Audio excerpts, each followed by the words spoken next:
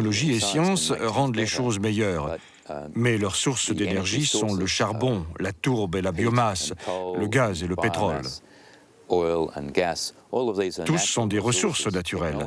La technologie n'a pas créé le pétrole. Le pétrole fut créé par la nature il y a quelques 150 millions d'années. Et oui, la technologie ne peut résoudre le problème. La technologie a créé le problème, beaucoup de problèmes, mais elle peut aussi améliorer les choses. Cependant, une question se pose sur la réponse technologique au problème. Avons-nous besoin d'une solution technologique ? Et on se demande aussi si la technologie apporte des solutions ou si nous sommes déjà dans une solution technique. Le problème est que si nous sommes déjà dans une solution technique, alors la technologie en général, comme de meilleurs avions ou voitures, ne ferait qu'empirer les choses. Et le constat le plus simple est que nous allons vers une pénurie d'énergie et aucune énergie n'est une énergie technologique.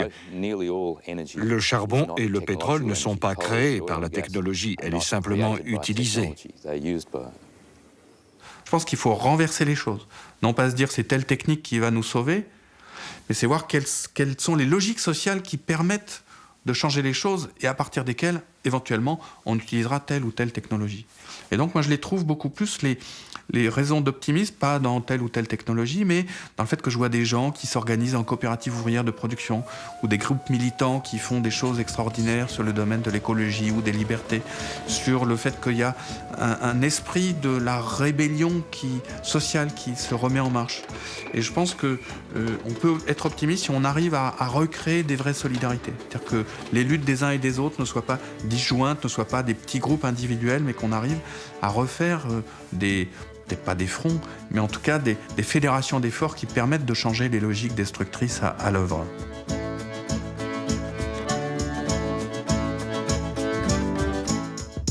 Dans l'histoire, chaque fois qu'on est sur une ligne droite, on peut voir loin. Et on peut décrire qu'est-ce qui va se passer. Quand j'étais enfant, moi, on me disait tu ne connaîtras probablement plus la fin dans le monde, on va peut-être faire le nécessaire pour qu'il n'y ait plus de guerre en Europe, tu auras de nouveaux métiers, tu seras mieux éduqué, tu auras une meilleure santé, tu connaîtras des langues étrangères, tu vas même voyager. Bon, des images que les gens pouvaient projeter dans le futur. Quand on est dans une bifurcation historique, quand on change profondément de trajectoire, eh bien, on voit le début du virage, on ne voit pas la fin du virage. Et donc, on a nos concitoyens qui sont envahis par l'angoisse. Est-ce que ce changement de trajectoire va faire que ma vie telle que je la vis aujourd'hui, un peu par mimétisme d'ailleurs avec les autres, ma vie, est-ce qu'elle va être complètement remise en cause? Et qu'est-ce qu'il y a derrière le virage? Et le but de l'expert, c'est d'aider la société dans ce processus de virage. Dans les changements de civilisation, les politiques, ils gèrent des centres de gravité dans la société. Et leur but, et c'est un très beau boulot, ils essaient d'éviter la violence dans la société. Et c'est pas rien. Mais les politiques n'ont pas cette capacité de voir le futur. C'est-à-dire qu'il faut que le travail d'un certain nombre d'intellectuels, etc., décrivent des choses pour que le politique puisse le prendre en charge. Et donc, dans les changements de civilisation, c'est les philosophes qui sont utiles, c'est les écrivains, c'est les artistes.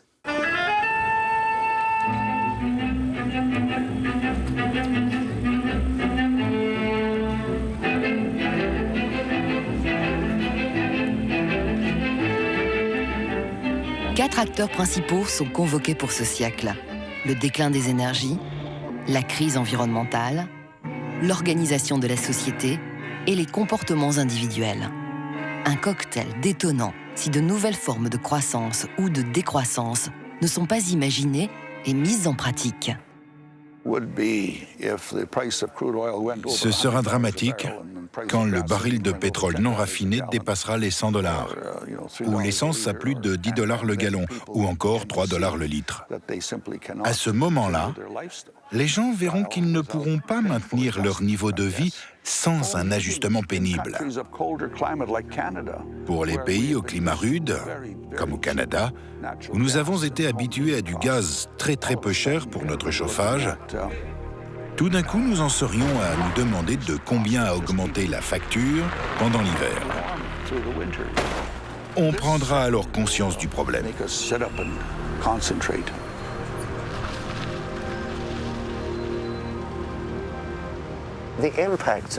Une fois le pic pétrolier atteint, les effets seront considérables.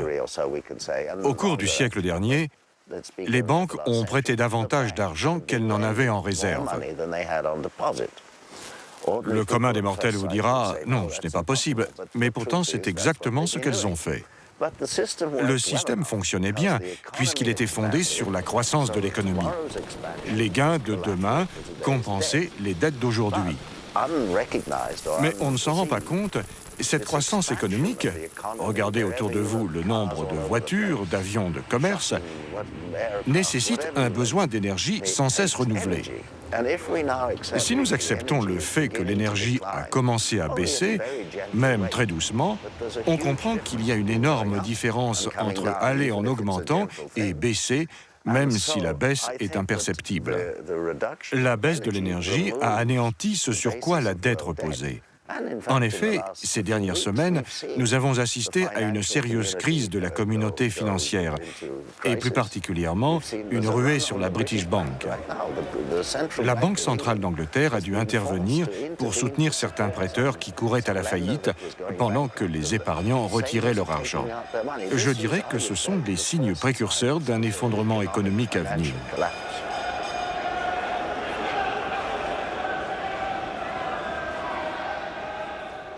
Si les ressources, la consommation de ressources doit diminuer, si l'émission de pollution doit diminuer, c'est la croissance économique qui doit diminuer. Et donc, on rentre dans un imaginaire d'une espèce de réduction, d'une décroissance. Alors, cette idée-là, je crois qu'elle trouve des racines historiques extrêmement profondes. La description qu'on fait classiquement des changements de civilisation, c'est la chute de Rome. On imagine cette espèce d'empire extraordinairement puissant. D'un seul coup, Rome est prise et puis envahie par des barbares et on rentre dans un monde de pillards violeurs, de sociétés très violentes qui va où les gens vont s'étriper et puis la société va se morceler en territoires rivaux et en guerre permanente, etc. Donc on a ce fantasme-là que la crise de la société va nous ramener vers la barbarie. Vous voyez, le mot est très implanté dans cette idée de décadence. Bon. Alors, ce débat sur la décroissance, d'abord, il pose un premier problème. C'est la décroissance de quoi? Et c'est la décroissance pour qui? Le débat sur la décroissance qu'on peut avoir ici en France, passer la Méditerranée, aller dans un autre pays, aller parler de décroissance à des gens qui n'ont rien. Le mot claque pour eux comme étant une paire de baffes, comme une remise en cause de tout droit au développement, avec l'idée même qu'à la limite c'est une espèce d'arrogance de gens de pays industrialisés qui glosent entre eux de quelque chose finalement loin de leur réalité matérielle par rapport à des gens qui eux sont encore et profondément dans le dénuement. Ce qui me semble au-delà tout à fait essentiel à discuter sur cette question de décroissance, c'est de revenir très profondément sur la relation de notre économie aux ressources. Et que là, il faut parler avec extrêmement d'attention parce que on est en fait très très démunis. Là, on est devant quelque chose d'historiquement qui est complètement nouveau et dont on a beaucoup de difficultés à comprendre les choses. La première remarque, elle est étonnante au niveau de l'analyse économique. Est-ce que les pays qui sont les plus riches, les plus équilibrés socialement, sont les pays les plus riches en ressources? Alors vous avez dans le monde pétrolier un adage étonnant. Aucun pays pétrolier n'a réussi son développement. Parce que l'idée d'une rente très opulente, donc forcément accessible par les dirigeants du pays, finalement donne l'idée au pays peut-être qu'il n'y a pas à bosser, et que cette couche de population riche est très tentée de protéger sa richesse par une espèce de militarisation de la société. Et donc les pays pétroliers ne donnent pas une image de réussite sociale remarquable. Prenez par exemple, l'Algérie, le Venezuela, l'Arabie Saoudite, etc., ou la Russie, etc. C'est pas des pays qui sont des modèles d'équilibre social, etc. Et puis, à l'inverse, ce qui est tout aussi étonnant, vous avez des pays qui n'ont rien et qui, eux, sont des pays riches. Le Japon. Le Japon n'a rien. Il n'a même pas une bonne agriculture. Et il a réussi son développement. Alors, qu'est-ce qui fait le développement ? C'est d'abord la cohésion des populations. C'est l'envie de vivre ensemble. C'est la richesse d'une culture. C'est la formation des personnes. C'est ça qui fait la richesse des nations. Et donc il faut regarder la question de notre société à la lumière de cet examen-là. Cette idée de décroissance, elle décrit une partie du monde qui meurt. Elle ne décrit pas le monde qui naît. Et les gens ne peuvent pas s'engager dans une nouvelle civilisation s'ils n'ont pas une mise en appétence par rapport à ce qui peut s'y construire.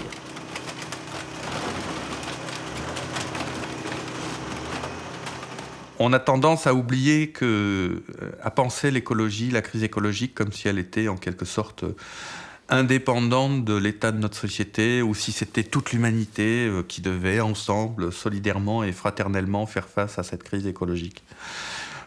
Sur le fond, bien sûr, c'est vrai, mais on ne peut pas faire abstraction de la situation sociale dans laquelle nous vivons, à l'échelle planétaire et au sein des sociétés occidentales en particulier, qui continuent à être les plus riches et les plus destructrices de l'environnement. Le lien entre la crise écologique et la crise sociale tient au fait que nous sommes dans une situation d'inégalité très grande à l'heure actuelle, qui est une des plus importantes depuis que le capitalisme existe, depuis 200 ans. Et cette inégalité très grande avec la constitution d'une oligarchie au sommet de la société a un double effet. D'une part, cette oligarchie, en s'accrochant à ses revenus, à son patrimoine, à son capital, refuse les évolutions nécessaires pour éviter l'approfondissement de la crise écologique. Elle refuse d'aller vers des voitures moins puissantes, elle refuse d'aller vers un habitat différent et socialement plus urbain, elle refuse d'aller vers des politiques de santé, etc. Donc elle bloque les évolutions nécessaires pour prévenir l'aggravation de la crise écologique. Et par ailleurs, elle définit un modèle culturel de surconsommation qui, par la publicité, par les films, par la télévision, par les magazines People, par toute cette médiatisation, imprègne l'ensemble de la société. Et chacun, à son niveau, se trouve en quelque sorte pris dans une logique d'imitation du modèle proposé par la classe supérieure et dans une surconsommation et un gaspillage. Or, si on veut éviter l'aggravation de la crise écologique, et pourquoi pas même commencer à rééquilibrer les choses et restaurer les écosystèmes, sur le principe, c'est assez simple. C'est réduire notre impact sur la biosphère. Et réduire notre impact sur la biosphère, c'est là aussi assez simple. C'est réduire notre prélèvement de matières premières, de pétrole, de zinc, d'uranium, de bois, etc. Et réduire ces prélèvements sur notre environnement, c'est là encore dans le principe assez simple, c'est réduire la consommation matérielle collective dans les sociétés les plus riches. Mais on ne peut pas réduire la consommation matérielle si on reste dans la même situation d'inégalité dans laquelle nous sommes. C'est-à-dire que les classes moyennes qui sont appelées à ce changement d'habitude profond ne vont pas le faire s'ils continuent à avoir une très grande situation d'inégalité avec une couche au sommet qui continue à avoir des Porsche, des Mercedes, des yachts, des montres à 3 000 €, etc. Et donc, si on veut vraiment aller vers la solution de la crise écologique, qui passe par la réduction de nos consommations matérielles, il faut changer ce rapport d'inégalité au sein de notre société pour aller vers une société plus cohérente, plus unie, plus solidaire.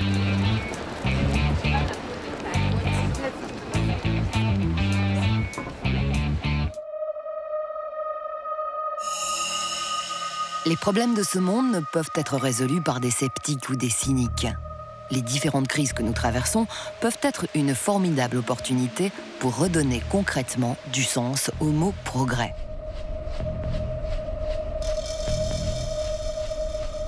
Après les premiers chocs pétroliers, en gros, on a chassé le pétrole presque totalement dans le monde de la production électrique, des industries hors matières premières, largement du chauffage domestique. Et donc on a un pétrole qui aujourd'hui s'est concentré dans ces deux applications fondamentales, la chimie avec les plastiques, etc., et puis surtout les transports. Une crise pétrolière aujourd'hui, c'est d'abord une crise transport. Mais ça ne sera pas une crise de l'industrie, ce sera une crise des transports, y compris l'ensemble de la mondialisation de l'économie qui s'est construite sur cette facilité de transport. Bon, donc on a cette situation-là. Mais cette situation-là, on peut voir cette situation se prolonger pendant un certain nombre de décennies, encore une fois, sous la pression de prix élevés. Alors bien évidemment, l'une des solutions qu'on va pouvoir trouver, c'est de remplacer le pétrole dans certaines applications par d'autres énergies. Bon, le gaz a déjà largement remplacé le pétrole dans les usages thermiques. Du charbon, on peut y compris faire de l'essence. Les Allemands l'ont fait pendant la guerre. Alors, là où la tenaille en ce moment est quand même très très efficace, c'est quand on est pris d'un côté sur la question des ressources pétrolières et de l'autre côté sur la question du climat. Parce que la question du climat interdit de remplacer à l'identique des consommations de pétrole, par exemple, par des consommations de charbon. Le charbon étant plus émetteur encore de gaz à effet de serre que le pétrole. Le charbon va être très probablement, peut-être, on va dire comme ça, peut-être, le charbon peut être la grande énergie de la deuxième moitié du XXe siècle, à condition qu'on arrive à résoudre la question du changement climatique. Et donc on va avoir un vrai débat dans les décennies qui viennent sur notre capacité à séquestrer le carbone dans le sous-sol. Réinjecter ce gaz carbonique dans les anciens gisements de gaz et de pétrole ou dans des nappes aquifères d'anciennes mers, d'anciens océans profonds, étanches, confinés, et dans lesquels on pourrait, pendant une période intermédiaire, ce ne sont pas des solutions définitives, mais pendant une période intermédiaire, éviter de balancer ce gaz carbonique dans l'atmosphère.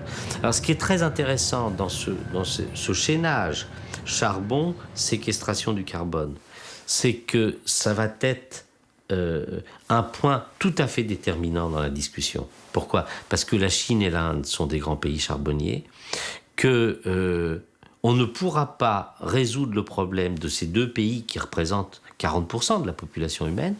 On ne pourra pas résoudre leurs problèmes énergétiques sans ouvrir cette piste-là. C'est-à-dire que si on veut un débat convergent entre les anciens pays industrialisés plus les pays émergents, il faut trouver une solution, je dirais, pour les pauvres, pour les pays en développement qui ont des ressources charbonnières, qui les utiliseront. Au nom de quoi leur interdira-t-on ? Qui vont les utiliser, mais il faut qu'ils les utilisent au mieux et de leurs intérêts et de nos autres intérêts, puisqu'on est sur la même planète, puisqu'on a tous le même climat. Donc cette question du charbon est une question totalement déterminante.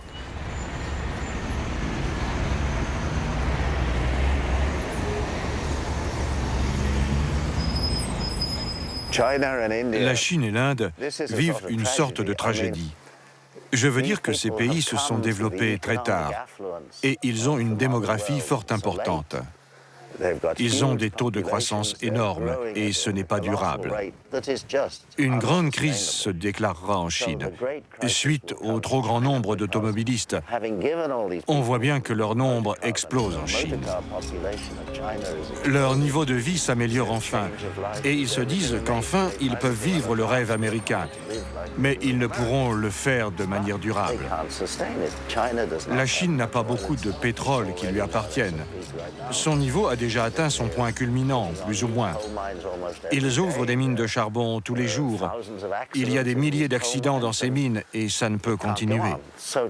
La Chine se dirige donc vers une sorte de crise. Et il sera très dur pour sa population, qui vient de connaître l'abondance, de faire marche arrière vers les champs. Je pense donc qu'il y a de grandes tensions là-bas.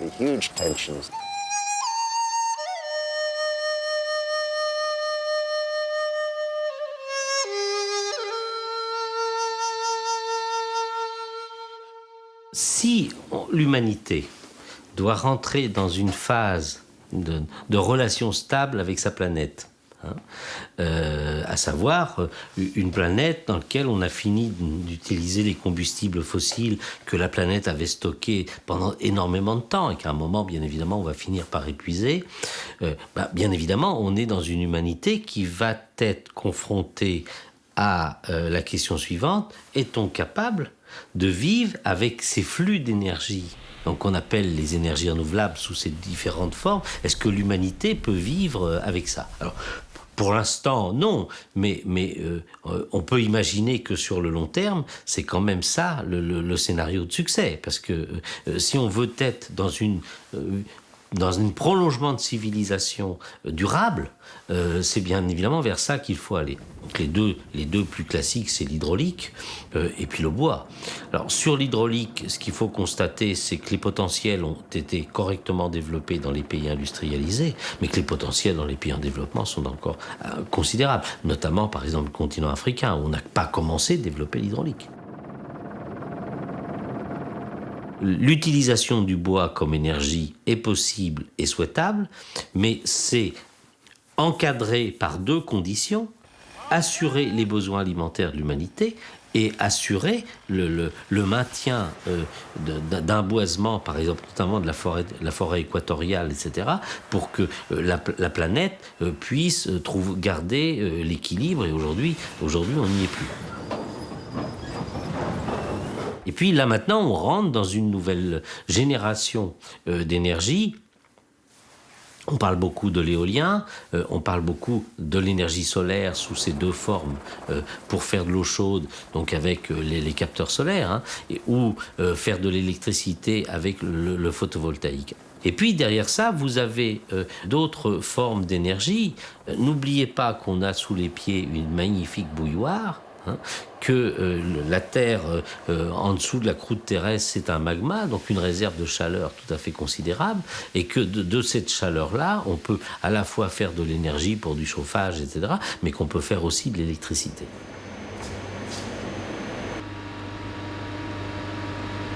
Et puis vous avez devant nous des énergies qui ont encore des masses, des marges de progrès absolument considérables. C'est notamment le photovoltaïque et puis la géothermie profonde. Le photovoltaïque, on a dans l'idée aujourd'hui qu'on peut avoir pour la France, mais aussi pour toute l'humanité, un nouveau concept de maison qu'on appelle de maison à énergie positive, dans lequel la maison sera suffisamment isolée, les appareils dedans suffisamment performants, y compris les appareils qu'on n'imagine pas aujourd'hui, suffisamment performants pour que, globalement, les besoins de cette maison puissent être saturés par l'énergie que cette maison va tirer de son environnement. Donc ça va être le solaire pour le chauffage et l'eau chaude, ça va être la géothermie aussi pour le chauffage, et puis par exemple pour l'électricité, ça va être à travers des cellules photovoltaïques sur l'ensemble des parois exposées au sud, la toiture, la terrasse, les vitrages dormants, les murs, capter ce rayonnement solaire pour faire de l'électricité. Vous voyez qu'à travers cette vision-là, on a l'idée aujourd'hui, je dirais, pour les pays industrialisés comme pour les pays en développement, d'avoir vers le milieu de ce siècle une vie domestique sédentaire qui va être tout à fait satisfaisante et qui va être sans, je dirais, être dans une logique de pénurie de ressources. Parce qu'on a trouvé cet équilibre entre une efficacité d'économie d'énergie au niveau de l'ensemble de la maison et de ses appareils, et puis de l'autre côté, l'utilisation des énergies renouvelables.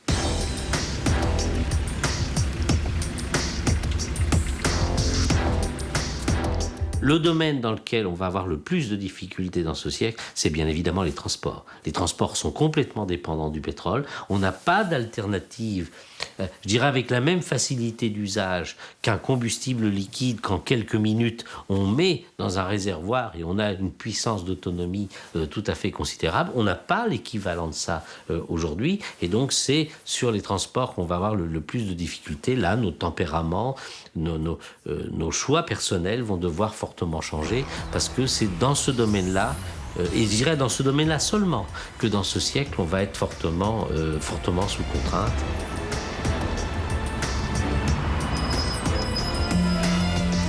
La question du pétrole se pose bien évidemment très très fortement autour de la question des agrocarburants. Avec un débat qui est venu dans les années 80, fin des années 70, années 80, est-ce que les agrocarburants vont remplacer le pétrole ? Alors il y a eu d'autant plus une envie du monde agricole qu'on était dans des périodes de surcapacité agricole, qu'on manquait de débouchés et que l'ensemble des organisations agricoles ont énormément poussé dans le sens des agrocarburants. Et puis là, récemment, arrivent deux critiques par rapport à ces agrocarburants. La première, d'avoir des rendements quand même assez médiocres. Il y a une deuxième nature de critique qui est plus forte.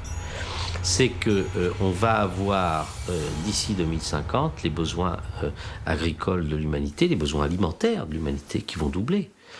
On a aujourd'hui une population de 6,5 milliards d'habitants, avec dans cette population 2 milliards d'habitants qui mangent mal ou pas du tout à leur faim. Et puis de l'autre côté, vous allez avoir une population humaine qui va augmenter de moitié. On va encore avoir 3 milliards d'habitants qui vont d'ici 2060 s'adjoindre à la population actuelle. Donc ça va faire que les besoins alimentaires de l'humanité vont doubler. Or, qu'est-ce qu'il faut constater aujourd'hui ?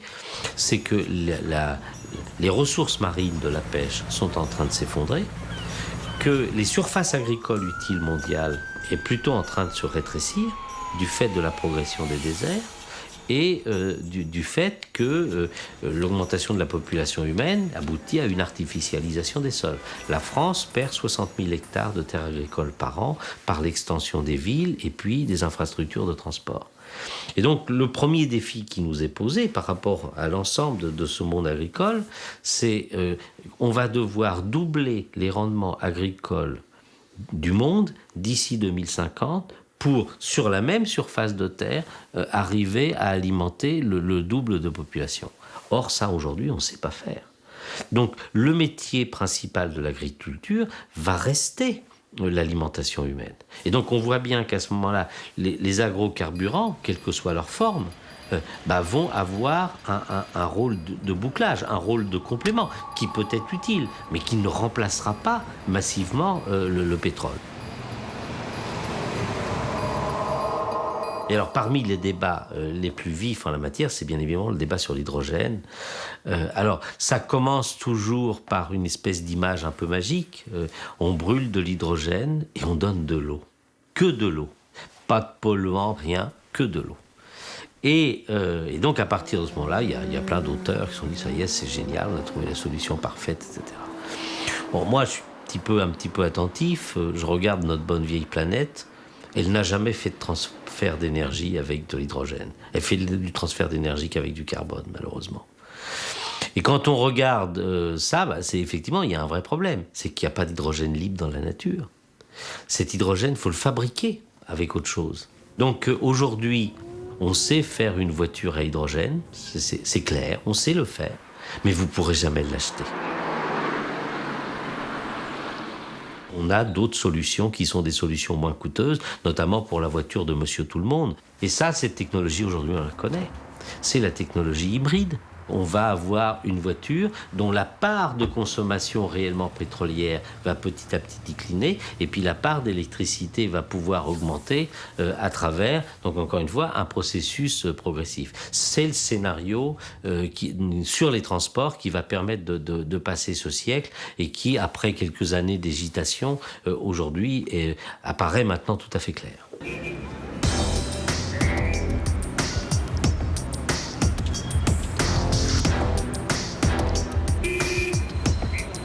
Les bons remèdes existent, mais peut-on satisfaire les désirs de chacun quand on sait qu'ils peuvent être sans limite ? Comment promouvoir une vision d'un monde basé sur d'autres logiques du vivre ensemble ? Je pense qu'il y a beaucoup de raisons de dire que les hommes seraient plus heureux avec moins de ressources, avec moins de pression, avec moins de stress. Et vous savez, je m'amuse beaucoup plus en circulant à vélo. Dans une certaine mesure, faire du vélo au lieu de prendre la voiture est une manière plus simple de vivre. Et les gens seraient plus heureux et en meilleure forme s'ils marchaient plus. S'ils prenaient plus souvent le bus, parce que vous devez marcher pour prendre le bus. Il y a beaucoup de choses qui seraient mieux. Les gens auraient une meilleure santé dans un monde moins dépendant du pétrole. Sans pétrole, il y aurait de très gros problèmes. Mais nous en avons encore pour quelque temps.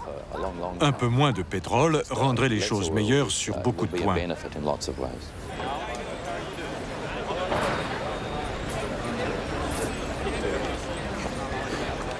Le but que peut avoir un jeune maintenant, ou même d'ailleurs des personnes encore en pleine forme comme nous, c'est pas d'avoir une plus grosse voiture, de faire carrière, d'avoir un écran plat, d'avoir toute la palette, mais c'est peut-être de contribuer à un effort collectif pour que l'humanité soit belle et qu'on réinvente la possibilité d'une utopie. C'est-à-dire d'une société après tout harmonieuse. Donc voilà, tout ça en fait donne de la force par rapport à la tristesse que répand le monde actuel malgré ses couleurs, son scintillement, tout ce déluge de biens de consommation dont on sent bien que c'est pas un avenir, que c'est pas un destin intéressant.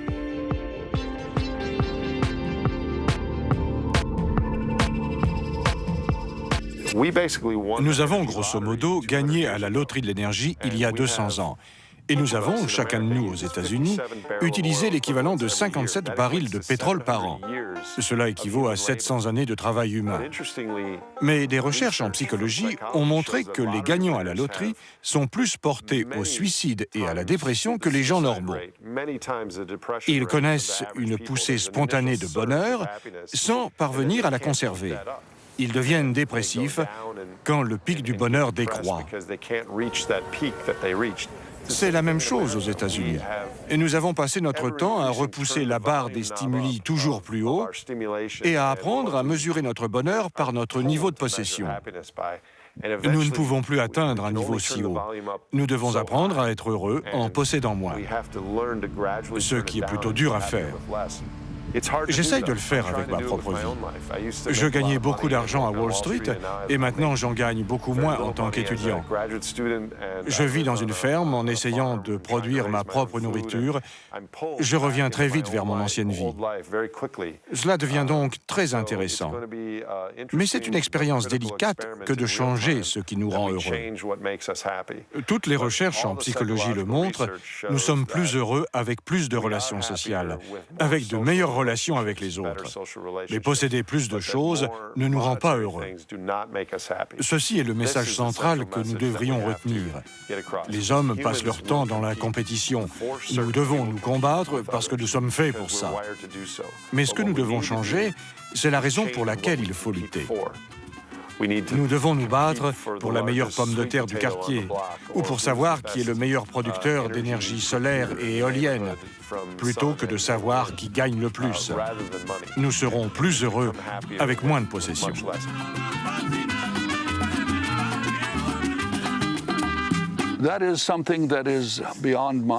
C'est quelque chose que je ne peux pas comprendre. Je commence à croire que c'est du déni, parce que c'est bien comme ça que ça s'appelle. C'est presque comme si nous avions besoin d'un psychiatre pour comprendre ce que nous faisons. Ceci est dû en partie, je suppose, au fait que les enjeux sont si importants que personne ne veut prendre la responsabilité, nous pouvons le dire, d'apporter de mauvaises nouvelles. Personne ne veut être responsable de dire quelque chose qui pourrait entraîner la chute des valeurs des stocks des marchés boursiers. Les politiques de la génération moderne ne semblent pas prêts à prendre la position qu'il faudrait en devançant l'opinion publique. Cela revient donc au problème de la poule et de l'œuf. Qu'est-ce qui doit venir en premier ? L'opinion publique ou les décisions politiques?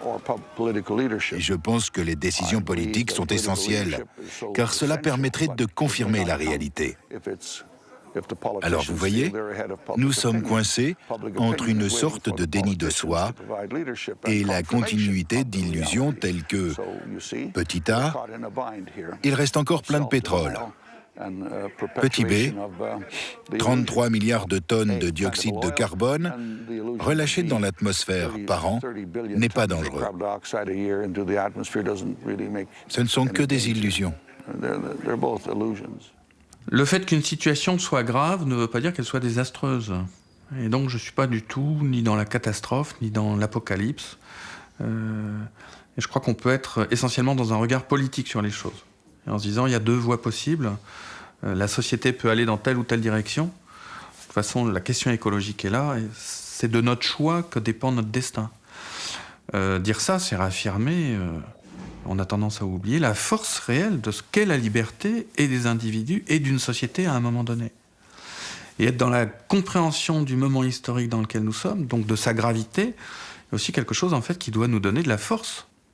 D'après l'économiste américain, le docteur Roger Besdeck et Robert Hirsch, il faudrait se préparer au pic du pétrole 20 ans avant qu'il n'advienne. Mais on ne le fait pas. Pour beaucoup de personnes, lorsque le pétrole viendra à manquer, il sera rationné, l'essence sera rationnée, il se passera quelque chose. Nous ferons quelque chose à ce moment-là. Mais il sera malheureusement trop tard. Et nous pouvons rapprocher cette situation de celle de l'arche de Noé. Il construisit son arche avant que le déluge se produise. Il est très difficile de construire une arche quand il pleut. Il est préférable de la construire avant. Voilà ce que nous devrions faire. Construire notre arche, améliorer les transports en commun, réduire notre dépendance au pétrole et cesser d'investir sans réfléchir dans des choses aussi stupides que, par exemple, de nouveaux aéroports.